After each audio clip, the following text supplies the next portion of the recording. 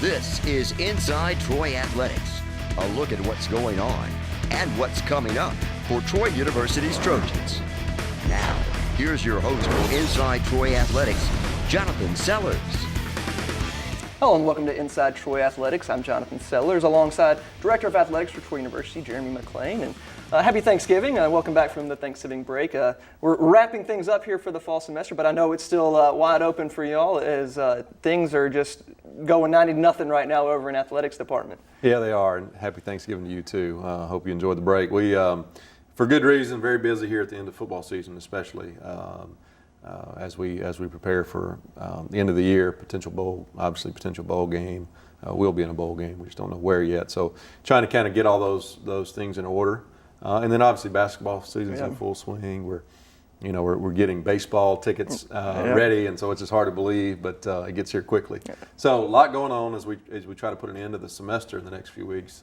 But for very good reason, we're keeping our staff busy. Well, and we'll talk about football first. I know a disappointment over that Arkansas State game, and just a perfect circumstance for that to happen. But coming back, playing Texas State, a team that had kind of been down all year, another circumstance where you can go in there and kind of have a letdown after losing Arkansas State. The team went over there and played a great game, got off to an early start, found out about the Arkansas State game, them losing to Louisiana Lafayette, so still in the hunt for the Sun Belt title, and did what they needed to do over there. Yeah, really did. Took care of business from the standpoint, backing up to the Arkansas State game that Thursday night. Difficult matchup. We didn't execute very well. I think our guys were ready to play. I just think it's just one of the things we didn't perform and make plays and we needed to. I thought our defense played really well, especially first half and kind of wore down towards the end. But bounced back well at Texas State. A team that's really young and has struggled. First-year coaching staff turning over the roster quite a bit. So those games kind of worry you sometimes, and our guys. But our coaches did a great job getting them very focused and prepared, and started fast, which I know is what they wanted to do, and scored on 2 of the first 3 drives, and took advantage of some mistakes made by Texas State, and kind of snowball from there, leading up to halftime. And then in the second half, we got a chance for a lot of younger guys to play on our side, and quarterback, receiver, offensive line, several areas where we got some guys in the mix who got some snaps who haven't been able to in a while. So really good in all those aspects. Came out of that pretty healthy, and obviously big game coming up this week too. So very thankful for that. And I know coaches love the opportunity to be in a bowl because it gives you those extra practice sessions at the end of the year. But getting the players a chance that don't always get that chance to play towards the end of the season in game situations has got to be great for them as well. Yeah, no doubt. That's a key, I think, especially when you have, and some people probably don't realize our squad's still relatively young. Right. We've got a lot of young guys, especially in our 2 deep. Not all of them are starting, but we got a lot of guys who are on that 2 deep who are freshmen and sophomores and redshirt freshmen. So really good opportunity to get a few extra weeks of practice, and that can never be understated.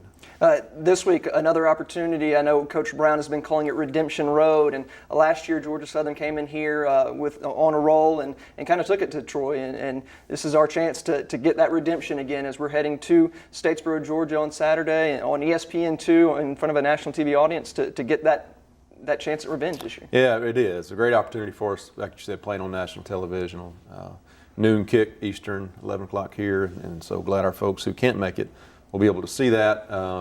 One of just a handful of games on Saturday, right, because it's championship weekend, so very thankful for the opportunity to be highlighted. We need to take advantage of that, obviously. And Georgia Southern's, it's a little bit of an interesting year for them.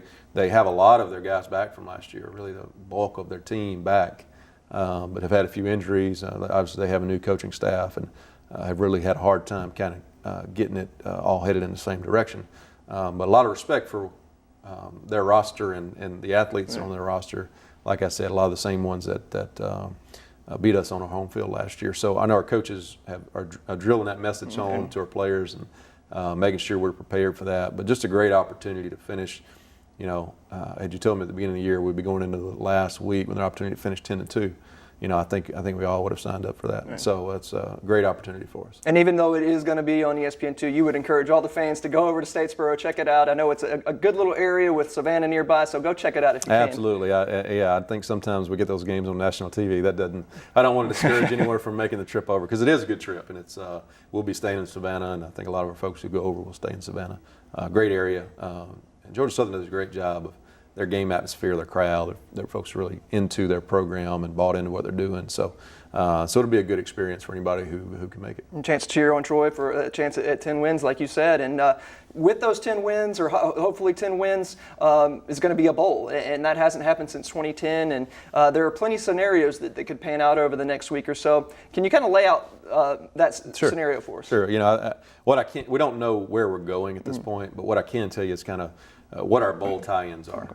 So we have 5 bowl tie-ins as a conference now, as Sun Belt, which is a huge improvement of where we were 4 or 5 years ago when we had a couple of bowl tie-ins. So we're really in a good position there. Our tie-ins are in order: New Orleans Bowl, Mobile, Montgomery, Orlando, the Cure Bowl, and then the Arizona Bowl out in Tucson. And so that's the order that the bowls get to select their options. So from our standpoint, obviously New Orleans would get the first pick. There's kind of some wild card factors involved there. I think they're looking closely at Southern Miss because it's an hour and a half from New Orleans and really good fan base. I don't know if they would want to match Southern Miss and Troy up again. Right. It's kind of cardinal rule. I mean, one of the kind of rule of thumb for the bowls is they don't like to rematch those regular season games. So that's one option there, and then Mobile would have the second pick, and then to Montgomery, and I really see us falling somewhere in that group. I think any of those would be good options for us. Drivable, our fan bases could get doing pretty easily. Would be good matchups with good conferences. So we're excited about the opportunity and look forward to finding out where we're going. But just to clarify that, just because you are a champion doesn't mean you are selected by a certain bowl in our league. Correct. Okay. So I think a little bit of a misnomer there. I think people think New Orleans, the champion, automatically goes. New Orleans just gets the first option. Okay. So that's the way our contracts are laid out with the bowls. New Orleans gets the first pick, and they're matched up with Conference USA. And so the Mobile Bowl will get the second pick. Okay. All right. So plenty to talk about, plenty to watch with football, and I know also North End Zone. The fence has been laid. Construction is starting to get underway. When can we start to see maybe some tractors over there, things getting moved? If you go by there right now, outside my window of the office, there's plenty of heavy equipment and fences up and construction trailer. We met this morning talking about how they're closing the road today. So we'll see dirt being moved, the scoreboard, the wall coming down in the next 10 days. Well, we're actually rebuilding the wall, so don't tear it down. Right, exactly. So, but you'll see it'll be a mess, which will be a good thing within the next week or 10 days. So really a great step forward for us as we start that project. It's going to be, again, about a 15-month project or so. So we're looking at the spring of 2018 getting that completed. But obviously, the sooner we start, the sooner we can finish. So we're excited about that. Well, I know people have been wanting rain around here, and we're getting some rain this week, but I know that's the last thing you want to see as construction's about to get started with that. But let's go ahead and talk some basketball. Basketball teams played a lot over the break. Men's team struggled a little bit on the road, played some tight games, but just could not get a win until finally, as their furthest trip out to Hawaii, were able to pick one up over there against the Warriors. But a good little road swing for the men's team. Yeah, a tough challenge. They went up to Eastern Illinois, out to the west coast of San Francisco, and then out to Hawaii. So that's tough on anybody. Right. Like you said, Eastern Illinois game was kind of went down to the last minute. San Francisco, it was, we were behind just by 6 or 8 points. It seemed like the whole game. And then to go out to Hawaii and finish the road trip off and get one done was big. That's the Hawaii team that won 28 games last year and won an NCAA game and upset Cal in the NCAA tournament last year. So that's a good win. That's a tough win to go out there and do that. Not a lot of teams can do that. So really should give our guys some confidence coming back home for a homestand now as we move into to the break. But a good trip from the standpoint of finishing strong. And we'll play 2 home games, as you mentioned, playing South Florida and then Alabama State this week. And both of those, South Florida was a team that they opened up the season against last year down in Tampa and picked up a victory. And Alabama State is always just a good matchup. Yeah, absolutely. It's going to be a good home stand this week. It's like you said, Thursday night we play South Florida. a team that it's been rebuilding, is young as well. And then Alabama State, we've got a doubleheader with men and the women on Sunday, beginning at 3 o'clock. So we'll play at 3 and 5:15. We're also going to, during that doubleheader, recognize our football team. Okay. We'll know where we're going at that point Okay. from a bowl perspective, and so we'll be sending some information out. But we'll have our football team there, so everybody can. It'll be really the only opportunity for people to give them a round of applause, pat them on the back. For what a special season they've had. Well deserved. And women's team, there'll be an action, as you said, but what a great break for them. I know Coach Rigby, after that loss to Auburn, was kind of nervous about facing a Belmont team right after that, but what a great win against Belmont, and then to win 3 more after that, including the first ever win over a Big East school in Villanova. Just a great break for them. Yeah, just some really good wins in that stretch. Like you said, they've bounced back from the defeat at Auburn. I know Coach didn't feel like they played their best, obviously, during that game. But bounce back. Belmont's a team that's in the Ohio Valley been consistently one of the better teams in that conference. Always good, and we beat them pretty handily on our home floor. And then to go down to Florida and beat a Villanova team that's perennially postseason team, whether it's NCAA or NIT, they've been in the mix. Just a win over any Big East team is good because it's such a good basketball conference. But really, again, should say something about where we're headed on the women's side. They've battled through some injuries and really have faced some adversity early. The coaching staff's done an excellent job of getting them through that. And they will get a little bit of a break, a chance to recover before that game on Sunday against Alabama State. So you said that starts at 3 o'clock against Alabama State, and then men will face South Florida. That's a 7 o'clock tip here. 5:15. Okay, 5:15 Thursday. Right. Okay, yes. Against. I'm sorry. 7 o'clock on Thursday, 5:15 on Sunday. Okay, so doubleheader Sunday, 7 o'clock on Thursday night. And then check out the football team. If you're not going to the game, check them out, 11 o'clock on ESPN2. Correct. All right, well, thank you for joining us, and a lot to look forward to. Thanks, John. All right, stay tuned for more coming up on Inside Troy Athletics. And welcome back to Inside Troy Athletics, and we're here with Coach Phil Cunningham of the men's basketball team to talk about their Thanksgiving break and the journey that they took. And Coach, it was quite a journey. As went to Eastern Illinois, San Francisco, and then out to Hawaii for 3 games. And we'll go over each game. Eastern Illinois, a team that you had already faced just a week earlier, got to go up to there for a return trip. A back and forth game, but they were able to come out on top at the end. What happened up there? Well, it was a game in which we got behind early. We got down as many as 10 points in the first half, and we made a run at the end of the first half and got back in the game. And came back and toward the end of the game and actually took the lead and looked like we might have a chance to pull it out, and went to the free throw line with 38 seconds to go, and the game tied, and we missed 2 free throws. Then they came down and they got a call that could have gone either way, and they hit 2 free throws, and we tried to hit a 3 to win the game and missed it. But it was a winnable game, and Eastern Illinois is really good. Their only losses were to us on the road and at St. Louis by 5. South Alabama went in there last Saturday and got beat by 10. So it was really a quality opponent, and we put ourselves in a position to win the game and just couldn't pull it off. And then headed out to San Francisco. People may not know, but how historic that program is and all the great players that have come through there. But you got the chance to play on their court. What was that experience like, first off, and then what was the game like? Well, Jonathan, it was a great experience for our players. The good thing about this trip was it started, the Eastern Illinois game was at 12 noon on Monday. Now, what they did, they let all those kids out from those schools, and it was the craziest thing as a coach I've ever been involved with, because they just screamed no matter what, and you couldn't hear anything. Yeah. But what it did, it allowed us to get out. We flew out of St. Louis Monday night and we got into San Francisco really late, but it allowed us to go to bed and get up the next day. We took the guys down to the wharf for lunch, and then our bus driver was a really unique guy who told them all about the city and the history. So as you mentioned, so much history there with San Francisco basketball, particularly back in the 40s and 50s, and had won 3 national titles. Right. And so they got to soak that in a little bit. Bill Russell played at San Francisco, Casey Jones. And they were a really good opponent. They're 3-0 now after beating us, and it was a really tough matchup for us on a one-day prep. But again, we put ourselves in a position to have a chance to win. It was a back-and-forth game.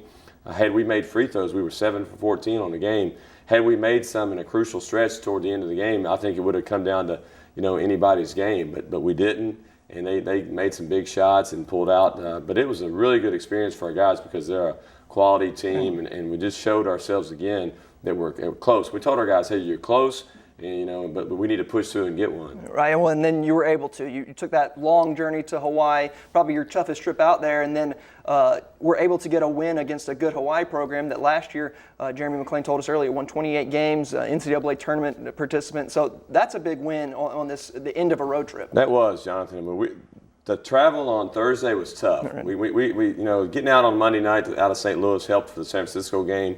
We didn't feel like fatigue was a factor, but on Thursday, we left the hotel in San Francisco at 4 o'clock in the morning. Right. Flew to Los Angeles for a couple hours and then had a 5.5-hour flight to Honolulu.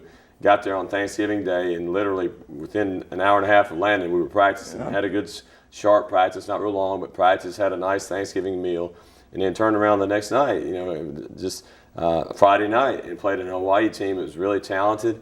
Just a week earlier, University of North Carolina had come through there, and with 5 minutes to go in the game, they cut the lead to 8. And ended up losing by about 15 or 16. But we knew it would be a tough game. But we challenged our guys in the sense that we said, hey, we haven't been playing bad teams. You've been playing really good quality opponents on the road. Most people would lose the games you're playing in, but at some point as a competitor, you got to step up and and get a win. And we told them it's a great atmosphere to play in, and it was. They had 6,000-7,000 fans in there, really nice arena, and the fans were into the game. But our guys, they came out ready to play. I mean, we went up 16-0 and got 9 straight stops defensively, and then we knew they would come back. They're a talented team, and they did come back, but we held them off at the end and made our free throws. We were 16 for 20 at the free throw line for 80%. That was the difference in winning and losing. Now, I know as a coach you'd love to be able to go 3-0 on that road trip, but to be able to get that win, how big was it to be able to do that before coming home for the next couple? That was huge for our confidence because again, we weren't playing bad teams. Right. We knew how good Eastern Illinois was. We had played UAB beforehand, and right now they're probably the best team in our state and have been for the last 3 or 4 years. So we haven't quite caught UAB. We're trying to catch them, and then at San Francisco, we knew that would be a challenge. And even the Hawaii game, we knew, we played that game, as we talked about earlier this fall, we played that game in order that we could go play in the Rainbow Classic next year. So to go get that win on the last game of that road trip was particularly pleasing, especially when we've really been talking to our team about we've got to make depth a factor in a positive way for our team. And Jonathan, if we didn't have the depth that we have on this team right there, there's no way we could have won a third game in 5 days facing that kind of travel against a quality opponent. Well, and now you get the chance to come home, a little bit of rest in between, and play some good quality opponents again as you face South Florida on Thursday night and then Alabama State on Sunday. Kind of preview South Florida for us. Well, they're a member of the American Athletic Conference, and it's really hard to get teams to come in here and play. And just fortunate last year, we got late in the summer, we got a series started. We had to go down there last year and kind of surprise them and got a win on opening night. And now they're coming back in here this year, and they're a really talented team. And when they walk off the bus and walk in the arena, you're going to say that's a team from a higher conference, from the conference like the American Athletic. And they're big, they're athletic. They're coming off a win last night, so we won't surprise them this year. Right. We kind of snuck up on them last year. That won't happen this year, but it's a chance for our guys to get to carry over the momentum we established out in Hawaii on Friday night into this game on Thursday night. Then we follow up with Alabama State, an in-state rival, and they'll be hungry. They'll be really hungry. They're a well-coached team. They're perennially one of the best teams in their conference. They recruit well, they coach well, and they'll come in here really excited about playing us on our home floor. Well, I know they'll bring people down from Montgomery. They'll bring fans, so it'll be a great chance for our fans to show up in numbers as well. Women will play before it, so a great chance for just some good Trojan basketball that day. It is. It's Faith Day. Anybody, if you go to church on Sunday morning, then all you have to do is bring your bulletin from your church service, and you get in free to the game. So hopefully we get some fans in there like that. But it's definitely going to be a good opportunity, a good day of basketball in our state. 2 in-state teams playing a doubleheader. Should be an exciting atmosphere on Sunday as well. All right, so Thursday night, 7 o'clock tip against South Florida. Sunday, starting at 3, women begin, and then 5:15 for the men. So, Coach, good luck in those games, and we'll talk to you next time. All right, stay tuned for more coming up on Inside Troy Athletics.